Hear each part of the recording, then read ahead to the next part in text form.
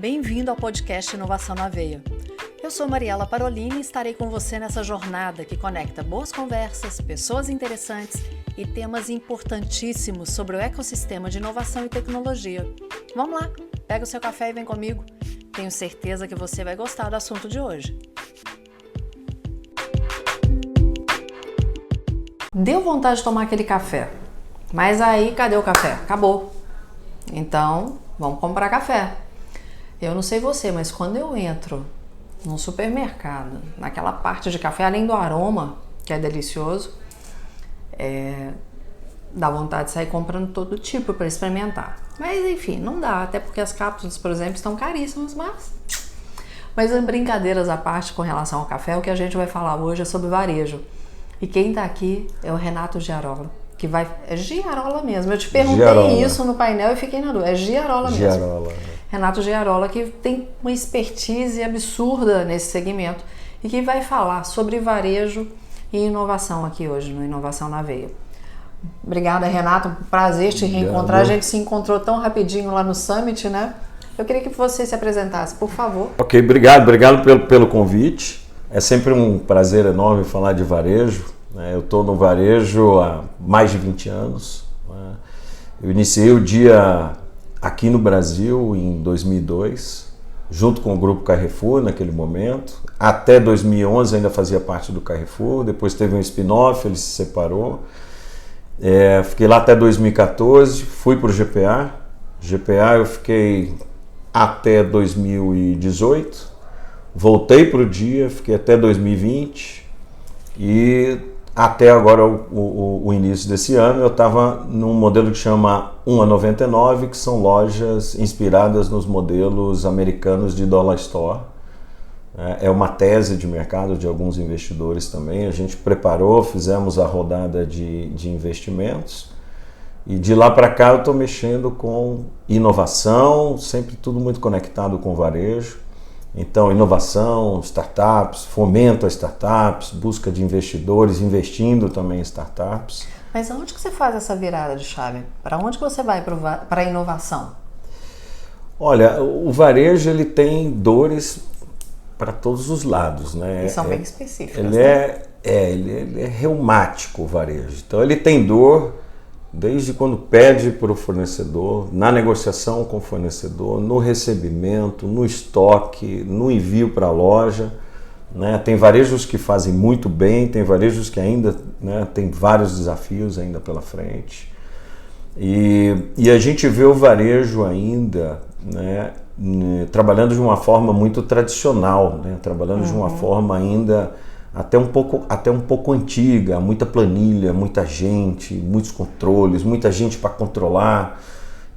E a gente tem visto no mercado muitas soluções que estão surgindo para justamente otimizar, melhorar esses processos, posições e negócios. Que fala muitas vezes quando a gente começa a falar no varejo de inovação, a primeira coisa que vem na cabeça é o meu e-commerce, o meu marketplace, a minha plataforma de vendas, É a primeira coisa que vem. Isso é o negócio, a digitalização do negócio, que é espetacular, abre umas possibilidades de novos negócios, que é quando você sai do mundo físico e vai para o mundo digital, você para de ter as barreiras físicas. Sim. E aí te abre possibilidade de 1 milhão de coisas. Mas dentro do varejo você tem processos que ainda não estão otimizados, você ainda tem processos que são manuais, tem muito varejo grande por aí, muito conhecido, com nome que qualquer pessoa conhece e que você recebe todo dia, ainda e-mails, com planilhas, com controles. E existem algumas soluções, para você, quando você fala de processos, existem algumas soluções muito interessantes que estão surgindo para você otimizar e digitalizar posições, utilizando algoritmos, alguma coisa de inteligência artificial. O varejo ainda nem chegou na era do blockchain ainda. Eu acho que ainda está ainda um pouco para frente, mas vai chegar. E essa transformação Nos últimos 10 anos, eu acho que ela está exponencial, né? Nos últimos 2 anos, eu acho que ela está 50 vezes mais rápida do que era há 10 anos atrás, ou talvez 100 vezes mais rápida. Porque aumentou a possibilidade de acesso, a quantidade de startups, a forma de financiamento das startups, né? Quando eu me formei, você queria montar uma startup, primeiro que já iam perguntar o que é isso, né? Não, eu formei em 95. Né? Eu formei em 94, antes de você. Então estamos lá. Então o que eu vou montar uma empresa, tá bom? Né? Quem tem que patrocinar? Teu pai, teu tio? FFF. Né? Exatamente. Você vai num banco, vai tomar uma portada na cara, que banco odiava esse tipo de coisa. Então, assim, dificilmente você conseguiria investimentos e financiamento para você, né, colocar sua ideia para fora. Né? Mesmo que naquela época as pessoas tinham ideias menos digitais, né, mais analógicas e mais físicas, mas era muito difícil você emplacar. Você precisava ali de um sponsor para fazer acontecer. Hoje, a quantidade de movimentação do mercado, tanto em instituições, né, para poder fomentar, e de gente com cabeça criativa, que sempre existiu, né, mas acabava indo trabalhar dentro de empresa, dentro de universidade, trabalhar no governo, né, mas e agora isso está conseguindo aflorar. Então, assim, a porta de possibilidades que se abriu agora é enorme e aí a velocidade está vindo cada vez mais.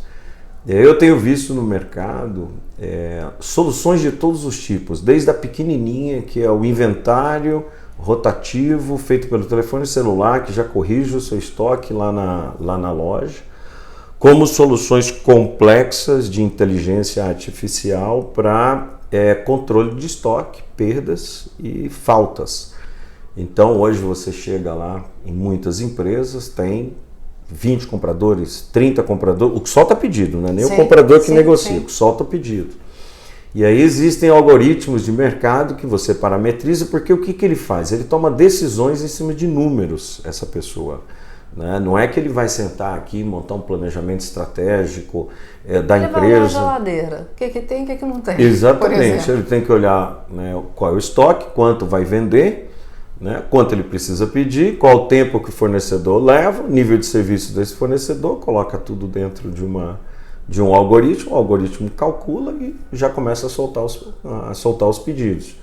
Né, o Carrefour já implantou uma ferramenta dessa e já tem bastante gente avaliando de implantar isso. Aí você tem um algoritmo ali.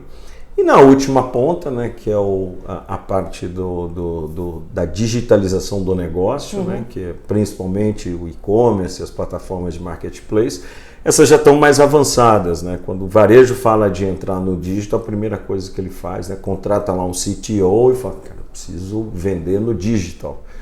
Né? E isso já está mais avançado, a gente tem alguns exemplos bem interessantes aqui já no Brasil, mas é uma corrida, né? Uma corrida do ouro, está todo mundo correndo. Tem gente que já tem 50% de participação da venda, tem gente que tem 20%, tem gente que tem 2%, tem gente que ainda não tem. A gente ainda fala com muito varejo do mercado, principalmente varejo regional, Sim. que ainda está vendo como é que ele vai entrar nesse mercado, como é que ele vai fazer. Se você pensa em regional, imagina os municipais. Quando você fala regional, você está falando um pouco maior. Agora os menores ainda.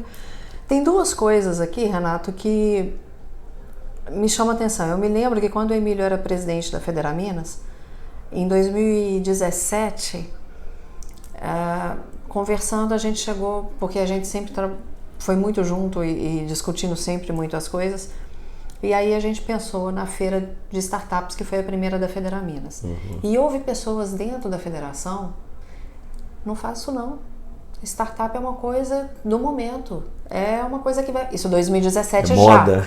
Já, tá? É moda, né? Isso 2017. Federação de Associações Comerciais. Agora, 5 anos. Pouquíssimo tempo. Então, se não, startup é uma coisa que vai morrer daqui a pouco. Como se não tivesse espaço para isso. Então, quando você fala que hoje já as pessoas têm ouvido mais, talvez tenha caído mais também no crédito, as pessoas estão acreditando mais nas startups. Estão vendo soluções concretas acontecendo. Exatamente. Né? O varejo é cético, né? Eu falei bastante lá na apresentação no painel. O varejo ele é muito cético. Né? Quando você vai com uma solução para a indústria é um pouco mais flexível, um pouco mais maleável para entender o que é aquela solução. Tá? O varejo ele vem de uma natureza, ele vem de uma cultura muito cética, então assim, né, faz aí, deixa eu ver se eu vou comprar bem esse mineiro, independente da bem parte bem do país. Bem desconfiado. Independente da parte do país. Faz aí, implanta aí, vamos ver se esse negócio aí funciona. É difícil. Se esse trem funciona. Existem alguns varejos com algumas iniciativas muito interessantes. Então, o Mateus ele já tem um hub de desenvolvimento. Drogaria São Paulo aqui já tem um hub de desenvolvimento. Né? Já tem alguns varejos que já entenderam isso, estão investindo e eles têm startups próprias ou startups, né, de terceiros que eles estão investindo. Já estão com Open Innovation? Oi? Já estão com Open Innovation? Já estão. Né? Com investimento ainda interno, mas ainda buscando muito mais soluções próprias do que simplesmente um fomento para depois vender as startups como se fosse aí um venture capital, alguma coisa assim. Né? Mas já tem varejo incentivando bastante. Agora tem muito varejo que o site não está legal, né? Coisa de 20 anos atrás. O site ainda não está legal, o cara não tem uma landing page, ele ainda não está fazendo marketing digital, né? Ele ainda não está fazendo um tráfego pago. Então tem uma diversidade enorme no Brasil. E o Brasil ainda é um laboratório maravilhoso para esse tipo de coisa, porque é o varejo menos concentrado, um dos menos concentrados que eu conheço no mundo. Né? Quando você vai para a Espanha ou para a França, né? Se você pegar 10 players, é 80%, 85% do mercado. Né? Existe uma concentração muito grande de redes. Você chega ali na Espanha, você fala 6, 7 redes, 90% do mercado. Aqui no Brasil a diversidade é enorme. Quando fala, o primeiro o Carrefour, o segundo acho que agora já deve estar o Mateus, o terceiro, né, o GPA. E aí chega o estrangeiro aqui, a gente vai fazer uma apresentação, ele fala, não, porque o Carrefour, porque nós temos o domínio da negociação. Eu falo, não. Lá na Europa, quem tem o domínio da situação é o varejo. Aqui não é. Aqui existe um equilíbrio muito grande entre fornecedor e varejo, né? E uma dispersão enorme. Se você for para o Rio Grande do Sul, é regional líder. Se for para Santa Catarina, é regional líder. Se você for para Paraná, é regional líder. Se chegou aqui em São Paulo, existe uma liderança mais aqui na Grande São Paulo, mas quando você vai para o interior e você quebra esse interior em partes, várias partes, o líder é um regional do interior. Né? Rio de Janeiro tem líder regional lá. Minas Gerais tem um monstro lá em Minas Gerais. Então, para quem está produzindo soluções, a facilidade também de entrar no varejo é maior, porque quando você vai num cara muito grande, que fatura bilhões, e você chega com uma solução, você tem as burocracias internas, aquele monte de diretorias, aprovações, a verba, o orçamento, né? E como a gente está aqui no Brasil, você sempre acha um cara na Bahia, um cara em Minas Gerais, um cara no interior de São Paulo, fala, gostei da sua solução. Implanta aqui, vamos ver ela funcionando, né? São estruturas muito menos burocráticas, normalmente é o dono que decide ali o que vai entrar, o que não vai entrar, ou um diretor, ou alguém da família, né? Então é mais fácil isso acontecer aqui no Brasil por toda essa diversidade, todo esse potencial de crescimento. E aí também, na hora de fazer um rollout, né, e ele implantou em 1 ou em 2 de conhecidos ou de algum contato ou de network que funcionou, ele tem um mundo, ele tem 200, 300, 400 varejos. Mas uma outra pergunta que eu ia te fazer, Renato, essa mudança, além do que eu falei antes, das startups terem mais crédito no sentido de mais credibilidade, também tem a questão da mudança geracional, porque muitas vezes o varejo tem de empresa familiar. Uhum. Quando você pega, eu tô com 49, dessa faixa para cima é mais resistente. Vamos pegar quem tem mais de 50, né? Apesar de que hoje já está mudando, tem muito cabeça branca já com as startups e tudo mais. Mas quando entra segunda ou terceira geração, você acha que é mais fácil eles aceitarem toda essa inovação no varejo? Eu acho que a gente pode dizer que sim, mas não é uma regra. Eu vejo gente com cabeça branca ou já sem cabelo, muito interessado em investindo muito, né, acima dos 40. Gente que se adaptou, gente que está atualizada, sabe o que está acontecendo no mundo, viaja ao mundo. O varejo viaja muito para fora. O varejo direto está na Califórnia, na Singularity, está no NRF, ICEAD. O varejo viaja muito e faz muito benchmark, né? Muito benchmark. Até porque para o varejo é um pouco mais simples, né? Porque às vezes ele não precisa conhecer ninguém. Ele vai lá, entra na loja e entende como é que é o processo ali do açougue. Tem a experiência do cliente? Que tipo de pagamento que ele tem, se já tem algum tipo de reconhecimento facial, como é que funciona. Então só dele entrar na loja, ele passar lá meia hora, 40 minutos dentro da loja, ele começa a entender muita inovação, novidade, processos diferentes, coisas que são feitas diferentes, né? Ele consegue perceber. Então eu conheço muita gente até acima de 60 anos que viaja muito, está muito antenado, né? E normalmente o jovem já vem com essa tendência, né? Então hoje eu estou com uma empresa de assessoria de marketing digital, né? E trabalhando com o pessoal na expansão também de escolas de oratória. Porque isso agora está vindo ainda mais forte, mais latente, com muito mais demanda. Por quê? Porque as pessoas estão falando no celular. Então, em off a gente vai conversar, porque você sabe que eu trabalho com oratório e media training? Ah, é? Então, que em legal. off a gente vai conversar sobre isso. É um pessoal de Ribeirão Preto. E ali a turma, eu acho que o mais velho tem 32, 30 anos. A turma toda, eles montaram uma empresa de franquias. Já estão com mais de 100 franquias no Brasil inteiro, porque tem uma demanda enorme. A franquia com 2, 3 meses, ela já chega a 200 alunos. Você sabe que, bom, trabalhando com isso, só esse parênteses, porque senão a gente vai focar nisso e vai fugir do foco do podcast. Mas dos 3 maiores medos da humanidade é falar em público. Você sabe disso? Tem gente que tem mais medo de falar em público do que de morrer. Isso segundo pesquisas. Então, isso gera realmente E só quem tem medo para entender que pânico é esse, de estar em frente a uma câmera, de ter um microfone que seja de lapela, de mão, enfim.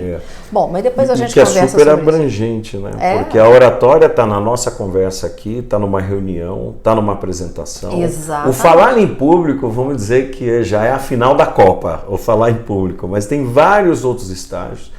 E aí está vindo uma demanda muito grande agora. Por quê? Porque todo mundo virou influencer. Todo mundo virou influencer, todo mundo fala, todo mundo, né, quer... Então, só para encerrar esse assunto, porque esse assunto me agrada, e aí puxa, eu vou falar... Aí vem um aí você foi falar de uma coisa que eu não devia, mas enfim. Na semana passada, logo depois do Summit, eu fiquei aqui em São Paulo, porque eu recebi um convite do TikTok para um evento só para mulheres empreendedoras. Foram 50 convidadas, no fim das contas tinham 40 ou nem isso.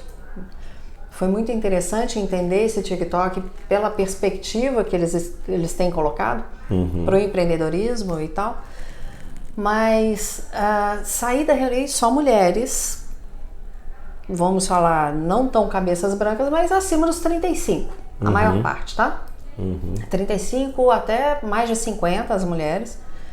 E saindo, o que eu ouvi muito, e eu fiz até conversei com a head de marketing deles lá, tive essa oportunidade, falei, olha, tem gente que achou fantástico o que vocês estão colocando aqui, mas você morro de vergonha de fazer vídeo. Então, isso é uma coisa que É gritante. Mas voltando ao Vamos varejo, porque senão a gente vai falar de oratória e a gente fala isso num outro episódio. Vamos lá. A gente vai fazer uma pausa para cortar aqui esse assunto que acabou virando de oratória para a gente continuar falando sobre varejo, gerações e perspectivas para 2023. Só um instante.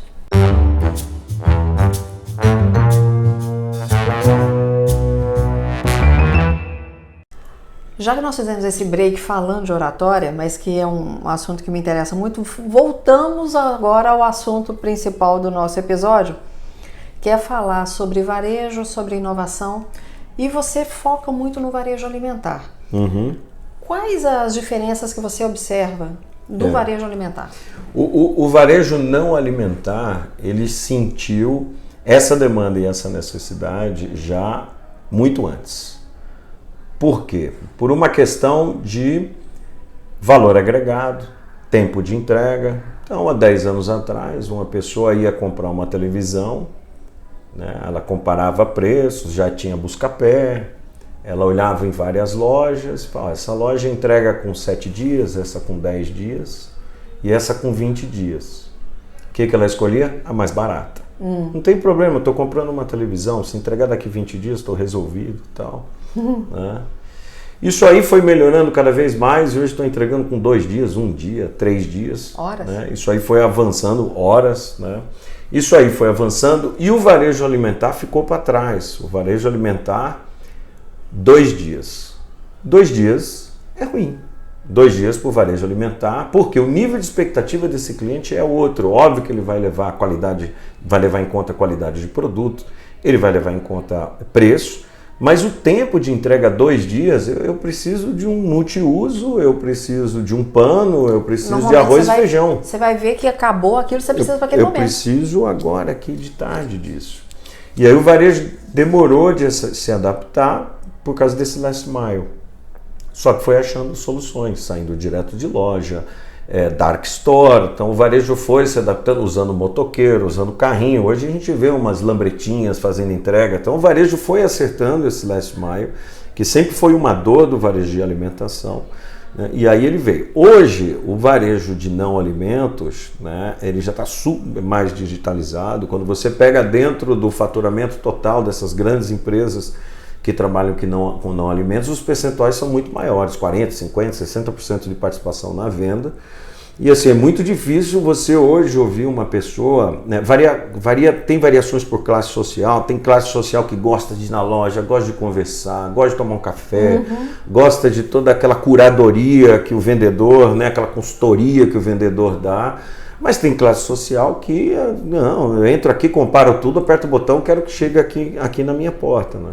Isso evoluiu muito, e aí acabou entrando o Mercado Livre. Eu sou da época que o Mercado Livre era assunto de revenda e as pessoas compravam uma televisão e chegavam uma caixa de sapato com tijolo dentro ainda, tinha muita confusão, isso não acontece mais. Não, o Mercado Livre hoje é espetacular e muita gente acabou entrando, virou um marketplace, muita gente vende produtos novos, outras empresas, outros marketplaces entram no Mercado Livre, utilizam o Mercado Livre. Você assistiu o painel do Renato lá? Não assisti, assisti. Tem um podcast com ele, ouve depois. Legal, muito bacana. Vou ouvir. Então esse canal explodiu, as limitações físicas já não existem mais, então às vezes você compra no Mercado Livre, alguma coisa da Tray, que colocou dentro do Mercado Livre ou de alguma outra plataforma que colocou no Mercado Livre, a entrega é do Mercado Livre ou é diretamente, então assim, isso aí, eles entraram em sinergia e montaram uma composição digital que hoje você pode vender qualquer coisa, você não precisa mais ter a loja. Então o mercado de não alimentos voou nisso, de não alimentos. O de alimentos vem vindo, e ele tem o problema do alimentos, você tem shelf life, o produto vence, você tem a questão de estoque, você tem a questão da entrega e expectativa do cliente. Né? O cliente sempre quer, eu quero daqui a pouco esse produto aqui. Né? Isso está sendo solucionado porque precisa de estruturas físicas para poder apoiar essa logística.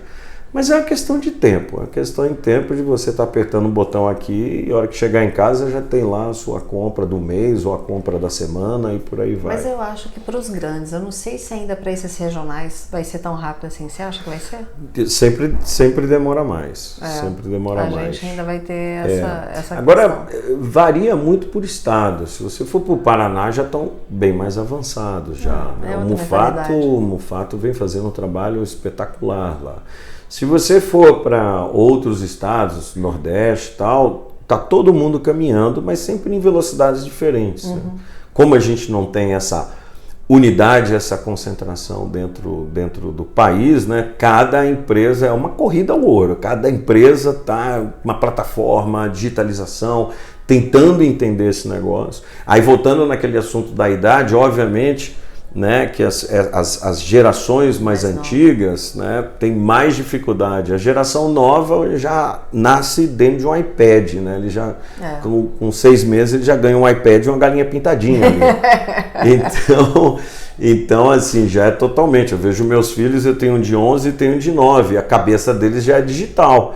Então quando você fala de vamos ali buscar alguma coisa, vamos não sei aonde ver, eles já falam, mas por que, pai? Entra aí no celular, pede, o cara traz em casa. Até porque também eles estão ficando mais preguiçosos, né? Porque para arrancar de casa, eu apanhava para entrar em casa. Hoje os caras apanham para sair de casa, né? Porque eu ia jogar bola, ia bagunçar, e minha mãe ia com a cinta lá para... Agora você tem que entrar com a cinta e tirar todo mundo de casa, porque iPad é realidade aumentada, né? Então é uma tecnologia maravilhosa. Quando apareceu o Atari, já foi confusão. Você acredita que eu tenho o meu e funciona até hoje? É mesmo? Que legal, que legal. Peguei telejogo, mas o Atari foi uma febre, o Atari. E a molecada começou a se trancar dentro de casa, o mesmo fenômeno de hoje, só que os jogos do Atari hoje só no saudosismo que são bons, né? O que existe hoje são coisas absurdas. Meu filho mais velho tem 23 e a caçula tem 17. E quando o de 23 era pequeno, um dia eu liguei o Atari. Na época ele tinha... Eu não sei se ele já tinha o Xbox. Não, foi antes do Xbox. PS, sei lá os quantos que ele tinha. E liguei o Atari e achei massa. Nossa, que delícia, jogando Atari de novo, né? Mãe, só faz isso?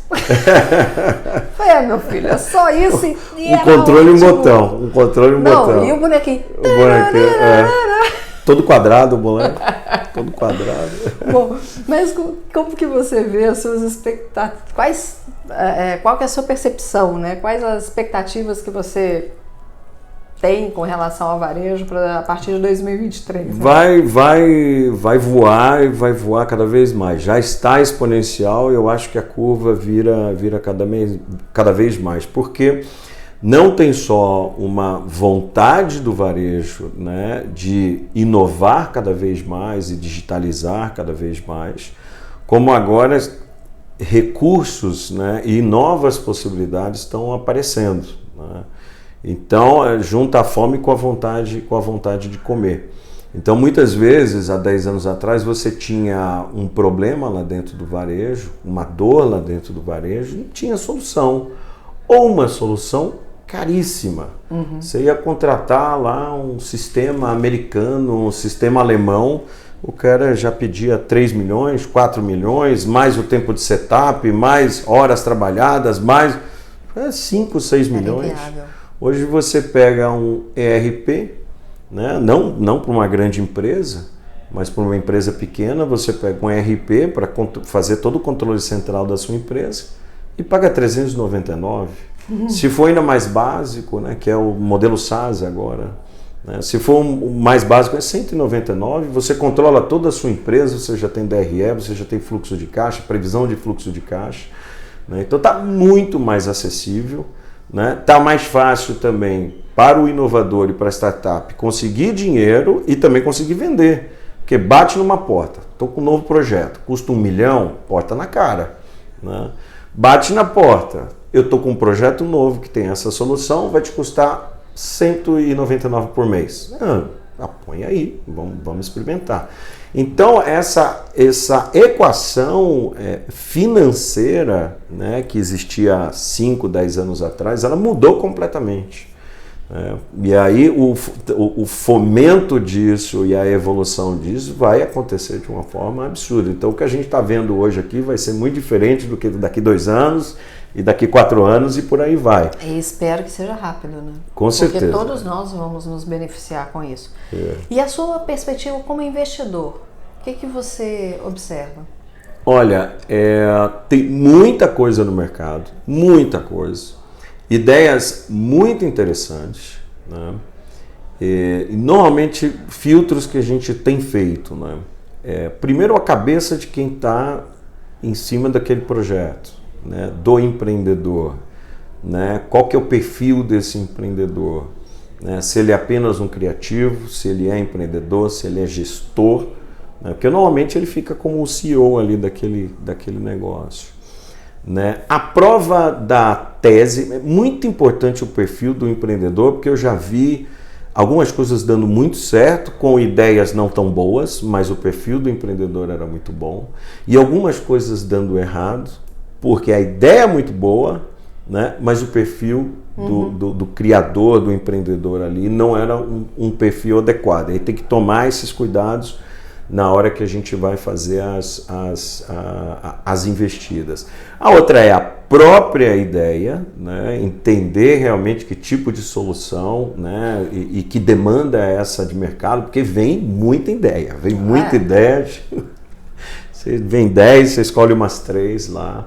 E uma terceira é a governança para você poder estruturar e dar alavancagem para essa empresa, né? Por quê? A grande maioria dessa população que está criando essa inovação está numa faixa etária de 28, 30, 32, 35. Muitas vezes nem trabalharam dentro de uma empresa. E a hora que você vai conversar e falar, tá bom, né, vamos colocar um RP, né, quem é a sua contabilidade, como é que está a governança de reuniões, né, qual que é a proposta de valor da sua empresa, como é que ela está posicionada. Tem muitos, né, que conseguem, né, te desenhar tudo isso, te trazer isso muito estruturado, mas tem um grupo grande que ele se perde. Não, minha ideia é essa aqui agora. Daqui para frente, eu não sei o que como que a gente vai fazer, né? Então, por isso, né, essas instituições que estão apoiando isso e fomentando isso, né? Então, além do financiamento, da demanda e do preço que tem abaixado, cada vez mais estão surgindo instituições, seja elas de venture capital, corporate venture capital e por aí vai, que estão trazendo governança, estruturação e gestão para essas empresas.